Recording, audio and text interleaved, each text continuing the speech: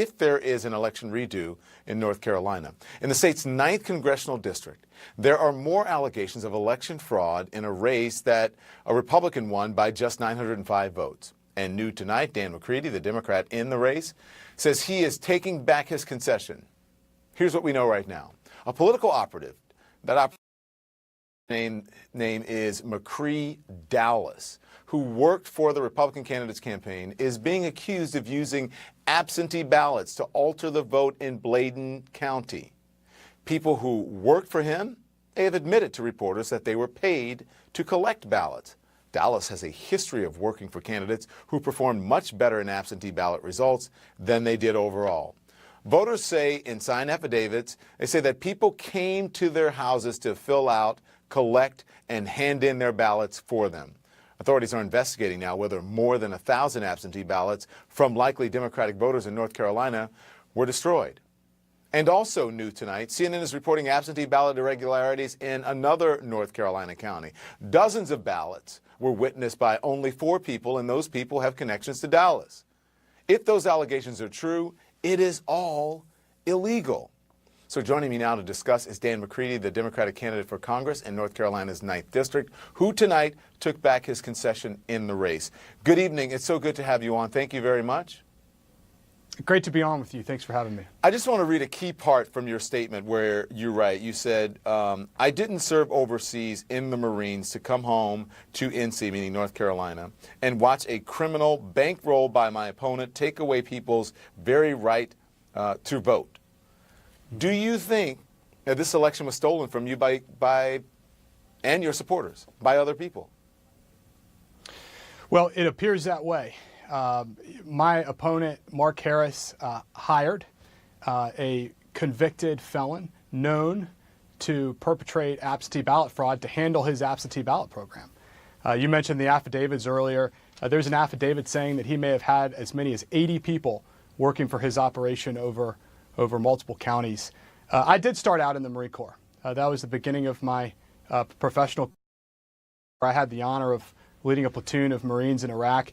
And I just never imagined I would come home to North Carolina only to see a case of politicians and criminals who are taking away people's voices. You know, your right to vote is your voice. That is our most sacred American right, and that's under attack here in North Carolina. Well, let's dig into it because, Dan, have you seen any evidence that your opponent, Mark Harris, knew what was going on or that he directly paid for it?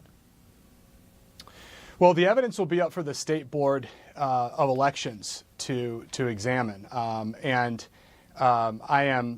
think the folks on the State Board of Elections who held a 9-0 decision, a bipartisan, unprecedented decision, not to certify the race and to hold the investigation, I think that showed a lot of courage.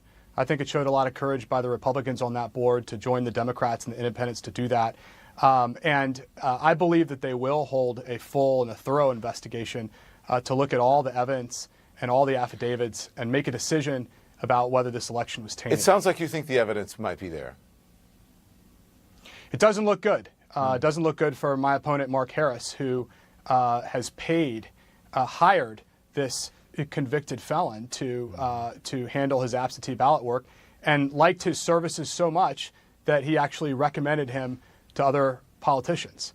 I call on my opponent. Go on, sorry. I call on my opponent, Mark Harris, to end his silence. He has been completely silent during this entire episode, and I think he owes the American people.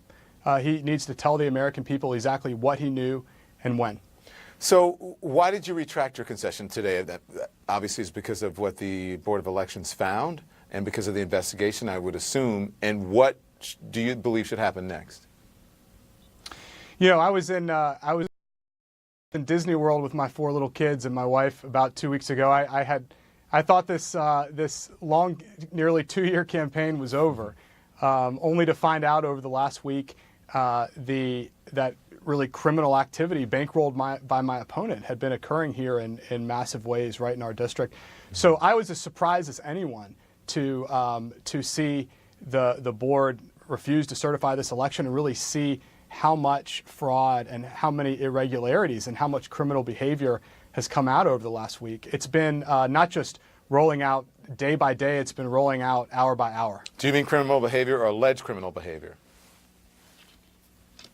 Well, these affidavits don't paint a pretty picture. I mean, there are people in North Carolina whose voices have been taken from them, whose voices have been silenced. I mean, folks, I think you mentioned one of them in your introduction, folks who are paid by this criminal hired by my opponent to go to people's homes, especially the elderly, and it appears to either throw their ballots in the trash or tamper with their ballots, possibly fill in their ballots for them, or even really, it's disgusting and it's shameful behavior. You want a new election, right? Well, I think that the board should hold, as they're doing, a full and complete investigation, and if that investigation shows that this election was tainted, then there absolutely should be a new election. And how do you make sure then that all the votes are counted? Well, ultimately, this is on the state board. We're doing everything that we can, working with the authorities and the state party and the national party to try and make sure that people are brought to justice, and these people who've had their voices taken from them can find justice. Dan McCready, thank you so much. I really appreciate your time. Keep us updated.